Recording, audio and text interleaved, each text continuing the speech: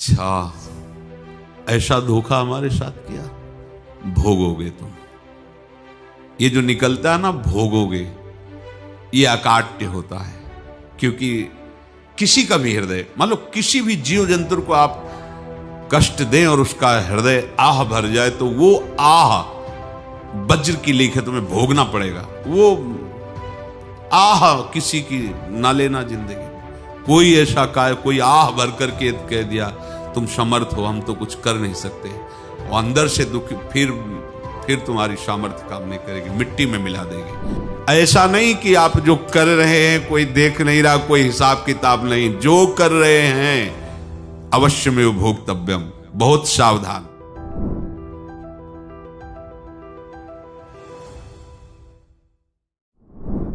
जीव स्वयं नित्य निरंतर कर्मों के जाल को रच रहा है और अपने आप को बांध रहा है। आपको मुक्त होना है, बंधना नहीं है। जीव का जन्म कर्मों के अनुबंध से होता है, कर्मों के बंधन से होता है, और उसको अपना ऋण चुकाना होता है। कर्मानुबंध ये बहुत सूक्ष्म विषय है। जैसे आप जिस परिवार में जन्म लिए हैं, तो उस परिवार के लोगों से आपका ऋण है, इसलिए उसी परिवार में आप आए हैं। और ऋणानुबंध उसको बिना चुकाए या बिना वसूल किए आप वहां से जाएंगे नहीं। आपको लेना है तो वसूल करना है, और देना है तो चुकाना है। ये पूर्व के जन्मों से निश्चित किया गया है। जैसे किसी के यहां पुत्र हुआ, जन्म से ही पैसा खर्चा शुरू हुआ, बड़ा हुआ तो उद्दंडता के द्वारा मार पूरे परिवार को क्लेश पर क्लेश देता चला जा रहा है। ये तुम्हारे कर्म का फल है। या ऐसे शक्तिहीन बुद्धिहीन ऐसे पागल पूरे जीवन सेवा करो, तुमसे अपना हिसाब चुकाने के लिए वो आया है। अब परिवार के जो सदस्य जुड़े आके, मतलब पत्नी आते ही पूरी हृदय में आनंद, परिवार में आनंद, और जीवन भर वो आनंद ही सुख देने के लिए उसका जन्म हुआ। वो अपना ऋणानुबंध मुक्त, और आते ही भयंकर क्लेश खड़ा कर दिया, बीच में दीवार और झगड़ा वैसा, फिर अतरे दिन मारपीट शुरू, कलह अशांति, पूरा जीवन नरक हिसाब करने आए। यहां ऋण चुकाए बिना कोई जा नहीं सकता, ऋण चुकाना पड़ेगा। किसी का ऋण वसूल करना है तो किसी को ऋण चुकाना है, दोनों काम करने होते हैं। अनेक जन्मों में अनेक लोगों के साथ हमने जो बर्ताव किए हैं, अच्छे या बुरे, वो होंगे। अब किसी आदमी को हम जानते नहीं, अचानक मिला, अचानक टक्कर लगा और मार पीट गाली गुप्ता सब कर दिया, चुपचाप सह लो। क्यों? ये आपका हिसाब है, पूर्व का हिसाब। हमारा उससे कोई द्वेष नहीं, कोई संकल्प नहीं। अचानक घटना घटी और हमसे द्वेष करने लगा, हमें पीटने लगा, हमें गालियां दे, ये हिसाब है, चुपचाप सह जाओ। अपने घर का भाई ही भारी दुश्मन बन गया और क्लेश दे, हिसाब है। एक प्रभुदत्त ब्रह्मचारी जी की वाणी में पढ़ा था, एक महात्मा जी भ्रमण करते थे, तो उस समय असरफियां चलती थी, मोहरे असरफियां, तो उनको भेंट में देते लोग। तो या तो ठाकुर सेवा में लगे तत्काल, या संत सेवा में तत्काल लगे, उसका संग्रह करके डोलना ये ठीक नहीं है। बैरागी के लिए सिद्धांत में ये ठीक नहीं है। तो जब 2, 4, 6, 8 ऐसे मोहरे हुई, तो उन्होंने विचार किया कि और भ्रमण करके जब काफी मोहरे हो जाएंगी तो प्रयागराज में जब कुंभ पड़ता है, एक बार पूरे सब अखाड़े के संतों को, अलग अलग संप्रदाय सब संतों को बुलाएंगे और सबको पुआएंगे। अब साधु है तो यही विचार करेगा, और क्या विचार करेगा। तो उन्होंने ऐसे डंडा बनवाया, बेंत, जो ऊपर से चूड़ीदार और भीतर पोला, और मोहरे उसमें डालते गए। और भ्रमण, जहां जहां श्रद्धालु भगत थे सबके यहां जाना और इच्छा रखना कि एक मोहर तो दे ही दे दक्षिणा में। कामना कोई भी हो वो बांधती ही है, ध्यान रखना। इसीलिए प्रभु जो चाहे वो करे, अपनी चाह नहीं रखनी चाहिए, अपनी चाह प्रभु की चाह में मिला देनी चाहिए। धीरे धीरे वो छड़ी भर गई।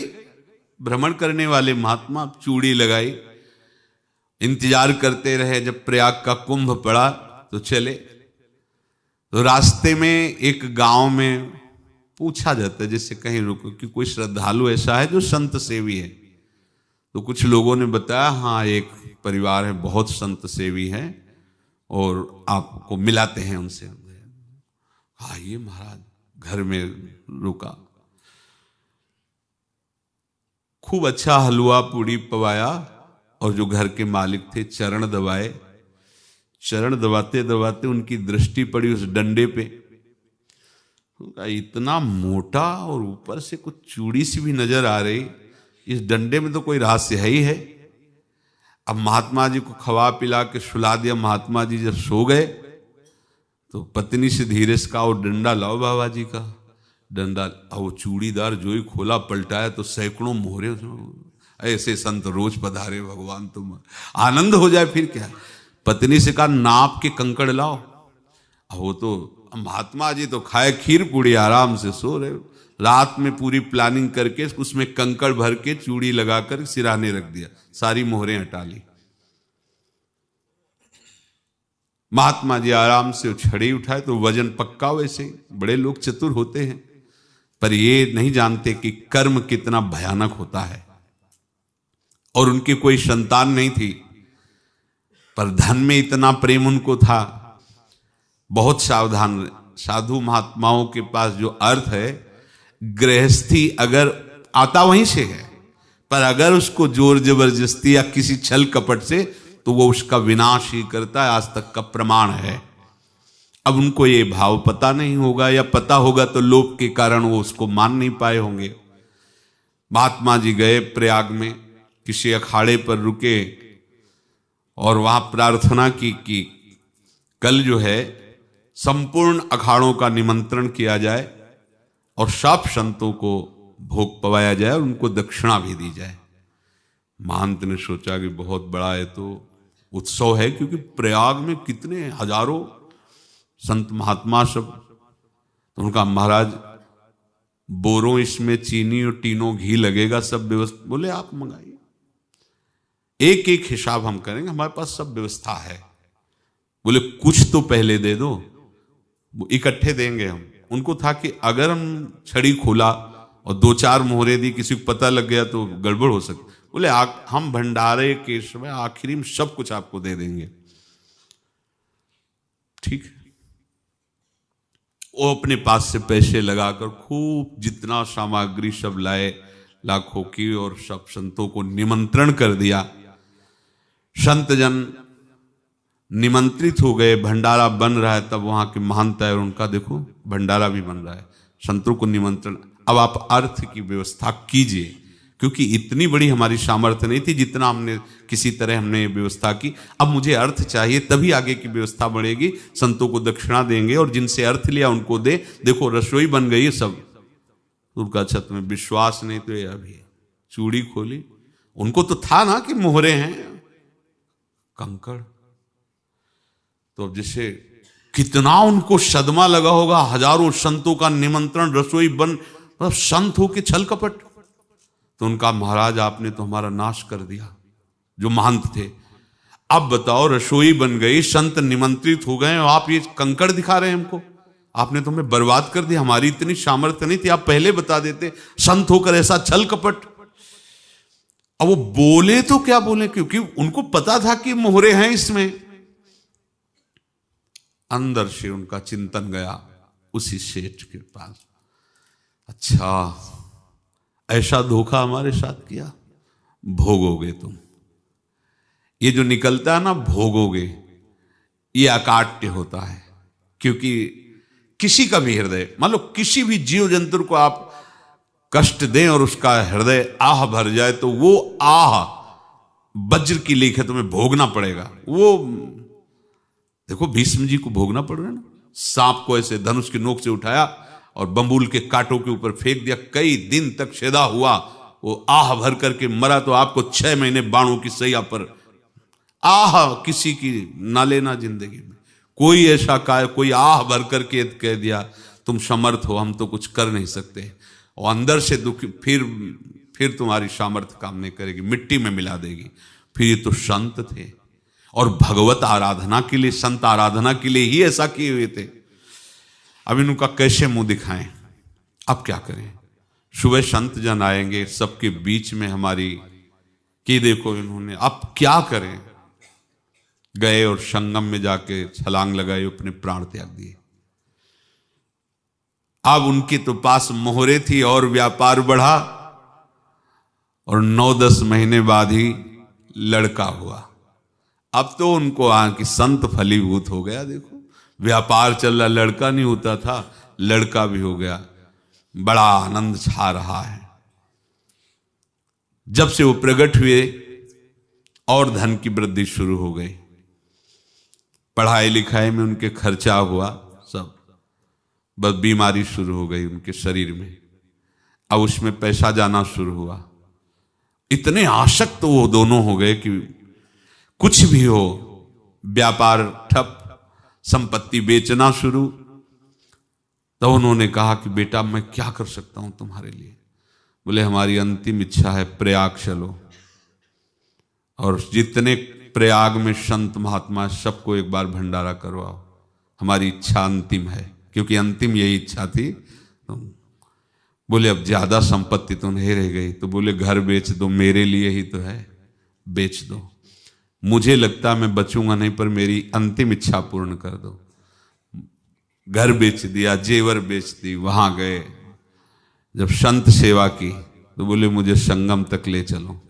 संगम तक ले गए और बोले समझे तुम चुराए थे और हमने उसको छीना है, कुछ नहीं रह गया तेरे पास कुछ, अब केवल ममता और आसक्ति में जलकर मर और नरक प्राप्त कर। मैं वही महात्मा हूं जिसकी तूने मोहरे ली थी, शरीर छोड़ दिया।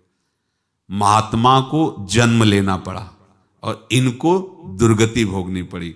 ऋणानुबंध, होश में। ऐसा नहीं कि आप जो कर रहे हैं कोई देख नहीं रहा, कोई हिसाब किताब नहीं, जो कर रहे हैं अवश्य में भोक्तव्यम। बहुत सावधान। अनेक जन्मों में अनेक लोगों से जो कुछ लिया दिया है, इस लेने देने को मिटा देने के बाद ही तुम मुक्त हो गए। इसीलिए एक उपाय है, लेना न देना मगन रहना। क्या? मालिक को समर्पित हो जाओ, मालिक को अपना माना हुआ समर्पित कर दो, खत्म। अहम त्वाम स्वरूपापेभ्यो मोक्षयिष्यामि, सब खत्म। आगे पीछे लेना देना सब खत्म। एकादश स्कंद में भगवान श्री कृष्णचंद्र जी ने कहा जो मेरे चरणों का आश्रय लेकर भक्त मेरा भक्ति करता है, उसके पितृ ऋण, मातृ ऋण, देव ऋण, ऋषि ऋण, सब ऋणों से मैं मुक्त कर देता हूं। बस यही एक उपाय है जो इसके बंद करने का उपाय भक्तों के लिए है, वो यही है। भगवान की शरण में होकर अपना माना हुआ पूरा भगवान के अर्पित कर दो। अर्पित करने का तात्पर्य उसमें अहम हटा दो। तो दियम वस्तु गोविंदम तुभ्यमेव समर्पये। जिनसे तुमने सेवा करवाई है उनकी सेवा करनी पड़ेगी। जिनसे तुमने जो कुछ लिया है उनको देना पड़ेगा। ये लेने देने का व्यापार जब तक समाप्त नहीं होगा तब तक तुम्हारा जन्म मरण चलता रहेगा। अब आपको यहां समझना है, यदि आपसे किसी ने पैसे लिए बेईमानी करके नहीं दे रहा है तो आप उसको गाली मत दीजिए। आपने बेईमानी की थी इसलिए आपकी बेईमानी हुई है, ले गया, कोई बात नहीं है, बंधन से मुक्त हुए। जो बोझा था चला गया। उसको ऐसा ना देखे कि ये बेईमान हमारे रुपए मार लिए, अब जो कुछ होगा देखेंगे। अगर आप आगे नया कुछ करते हैं तो फिर आगे का हिसाब आपको भोगना पड़ेगा, ध्यान रखना। ऐसा नहीं है कि आपको भोगना नहीं पड़ेगा। एक ही उपाय है कि अब जो शरीर धारण किए इसी में जो भोग ले, आगे ना होना चाहिए। तो क्या करे? सर्वतो भावेन भगवान की शरण ले ले। ये तो सर्वाणि कर्माणि मयि सन्न्यस्य मत्पराः अनन्येनैव योगेन माम ध्यायन्तु उपासते तेषामहं समुद्धर्ता मृत्यु संसार से। ये बड़ा कठिन है पार होना, कोई छोटी मोटी बात है। एक महात्मा बाल्यावस्था से भजन करते थे, शालिग्राम भगवान पास रखते थे और उन्हीं की आराधना करके बस पाठ नाम जप और भ्रमण करते थे। यौवन अवस्था थी, गंगा जी के किनारे अपने ठाकुर को विराजमान करके स्नान करने के लिए कपड़ा ही उतार रहे थे कि 90 लोग आ गए, भाला तलवार सब ले, मारो मारो इसको मारो, घेर लिया। तो उन्होंने हाथ जोड़कर कहा हमने क्या अपराध किया, कोई सुन ही नहीं रहा। तो उन्होंने कहा मार तो डालोगे ही आप 90 लोग, हम कोई अस्त्र शस्त्र तो लिए नहीं, एक बार हमें गंगा में डुबकी लगा देने दो और अपने ठाकुर को स्नान करा देने दो, फिर इसके बाद आप मार देना। भगवत इच्छा से वो लोग रुक गए, स्नान किया और अंदर से प्रार्थना की, प्रभु ये क्या लीला है आपकी, आपके सिवा मेरा कोई है नहीं और ये मुझे मारना चाहते हैं। तो भगवान ने जानते हो क्या कहा उनके अंतर में, तुम मेरे में ध्यानस्थ हो करके शरीर को छोड़ो, ये लोग मारेंगे, ये मेरे भजन का फल है कि तुम्हें 90 जन्म नहीं लेना पड़ेगा, एक ही जन्म में 90 मिलके, तुमने 90 हिंसा की थी पूर्व में, तो तुम्हें 90 बार जन्म लेना होता और एक एक करके मारते। ये मेरे भजन का प्रताप है कि एक बार में ही 90 का हिसाब हो जाएगा। तुम आंख मूंदो, मेरे ध्यान में मगन रहो, मेरे प्रताप से तुम्हें कोई चोट नहीं होगी और स्वाभाविक मूर्छा अवस्था में प्राण तुम्हारे छूट जाए। ऐसा ही हुआ, ऐसा हुआ। तो ये बात समझ लो कि ये जो कर्मानुबंध है, ऋणानुबंध है। आप देखो, अगर शाप महात्माओं ने दिया कि तुम्हारे वंश का इससे विनाश होगा, तो भगवान भी परम धाम जा रहे तो उसी कील से, बाण की नोक में जो मछली लील गई थी छोटा कण, उसी से की नोक बनाई और उसी नोक को प्रहार किया, भगवान के श्री चरण में वही बाण की नोक लगी और भगवान ने स्वीकार किया ना। भगवान का बड़ा लीला विचित्र है। अगर छुप करके उधर रामावतार में बात, तो इधर ऐसे स्वीकार किया है भगवान ने। ऐसा कहीं नहीं दिखाया कि मैं भगवान हूं तो मैं अपने लिए, ऐसा नहीं दिखाया। नारद जी का हित किया पर नारद जी ने शाप दिया तो भगवान ने स्वीकार किया। बंदरों ने ही सहायता की, जैसा बोले थे वैसा। ये लीला इस शरीर में भोगनी पड़ेगी। हाँ, ज्यादा को कम में भुगता देंगे, पर अब अगला शरीर ना मिले, इसके लिए सर्वतो भावेन भगवान के आश्रित हो जाए। जैसे आपने दुकान फैला रखी है तो उसमें दो काम होते हैं, लेना और देना। किसी को उधार दिया है तो हमें उसे लेना है, और कोई नगद देकर सामान ले रहा है तो उसे सामान देना है, या उधार लिया है तो हमें उधार देना है। अब अगर दुकान बंद करनी है तो तुम्हें देने वालों पर जोर देना है, लेने वालों पर जोर नहीं। लेने वाला तो जाओ हम क्षमा किया, समर्पित किया, हमारा कोई संबंध नहीं, खत्म हो जाए, वो खुशी हो जाएगा। लेकिन देने वाला, तुम अगर दुकान भी उठा दोगे तो जहां भी रहोगे तुम्हारे पास वो आएगा, लाइए हमारा।